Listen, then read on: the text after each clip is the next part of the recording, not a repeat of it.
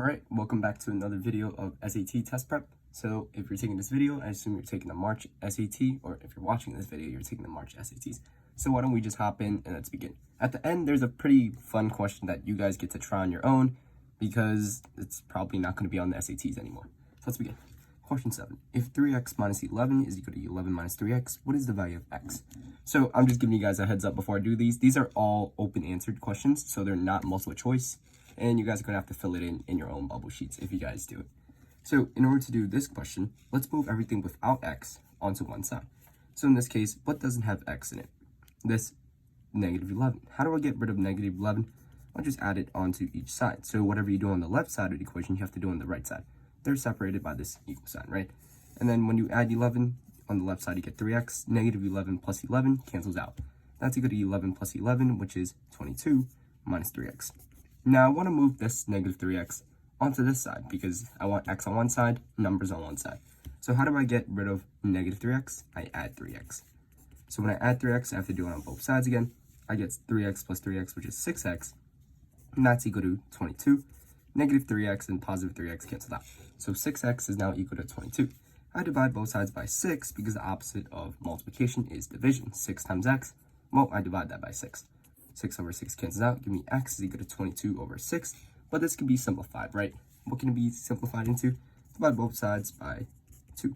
22 divided by 2 is 11, 6 divided by 2 is 3. So your final answer is 11 over 3. You want to keep it as a fraction because it doesn't convert into a decimal. Moving on, question 8. Jim, Kim, Ben, and Len divided $1,000 as follows. Kim gets twice as much as Jim. So as I read this information, let me just write it down. So K twice as much as Jim, so the K is equal to 2J. Ben got 3 times as much as Jim, so Ben is equal to 3 times Jim, 3 times as much as Jim, and Len gets $100. So I know L is equal to 100. How much in total does Jim get? So I know that all 4 of them combined get $1,000. So I'll write J plus K plus B plus L is equal to 1,000, right? That's the equation you should make off rip. So L is equal to 100, so let me just substitute my values in.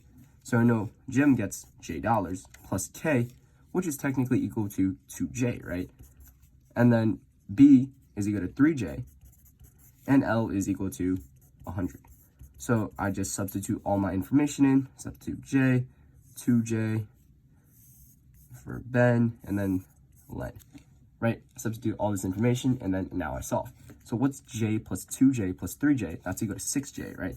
1 plus 2 plus 3, add the coefficients, 6J plus 100 is equal to $1,000.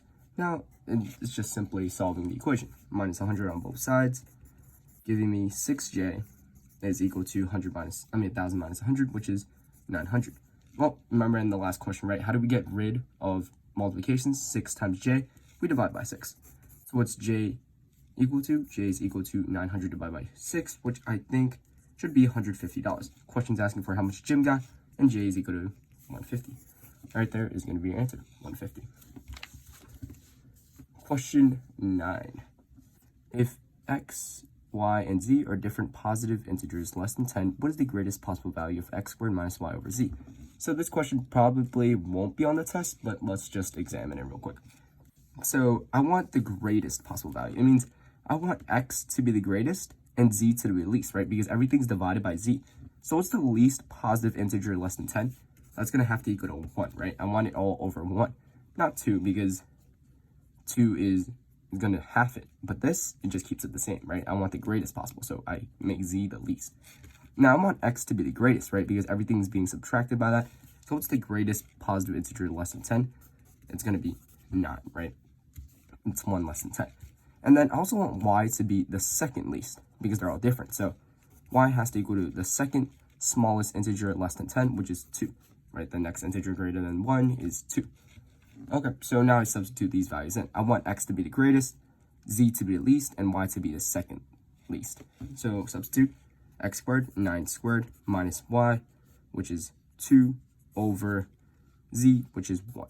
981 minus 2 over 1, that's just equal to 79. And that right there is the greatest possible value.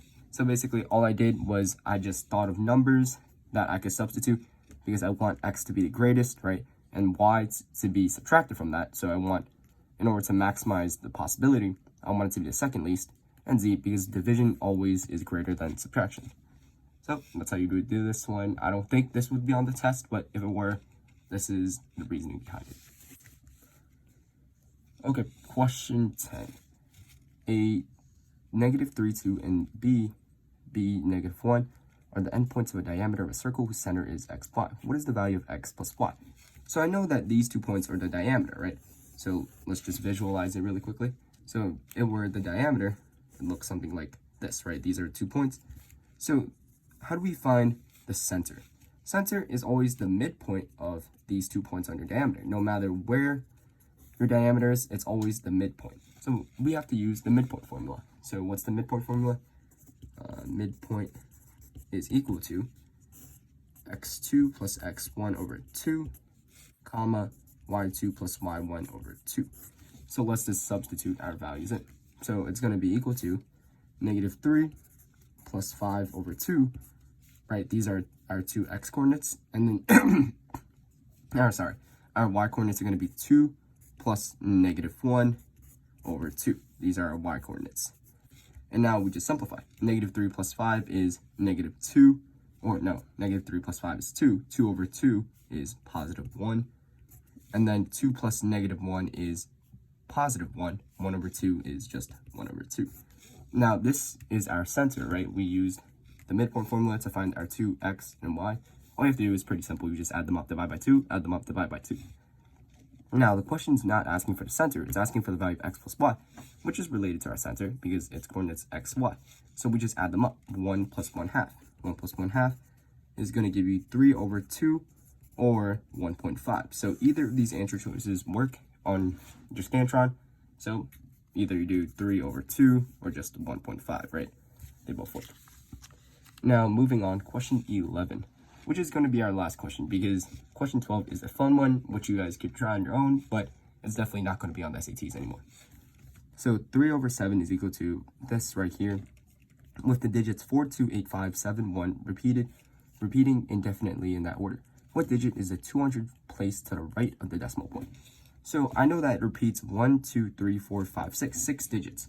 So let me see how many times it repeats. So I divide 200 by 6. Which would give me 33 remainder 2. Right, so there's a remainder of 2. So it relapses again. So it's going to be 1, 2. Meaning your answer is going to be 2. Which coincidentally is the remainder. Why did I do that? Because I know it repeats every 6 digits, right? And if it's 200 digits, there's a 33 cycles. And then after the 33th cycle, it's going to count 1, 2. So it means this is going to be the remaining number. And that's it. That's why it's 2. These types of questions are less common on the SATs now, but if it did pop up, this is how you do it. You divide, and then you just count how many remaining digits there are. Okay, so looking at 12, you guys can do this and write your answers in the comments. This question is very unique because it's a lot of guess and check as well as reasoning. I'll give you guys a hint on how to do it. So notice that it's 2 digits, right? So what's the biggest possible number this can be? The biggest possible number is 198 because 99 plus 99 is 198. So that's a good clue. Don't think A cannot be greater than 1. So I'll give you guys a hint on that. So thank you guys for watching, and this is another SAT video. So make sure to check out the other ones. I posted it in the bio. And otherwise, have a good day, and I'll see you guys in the next one.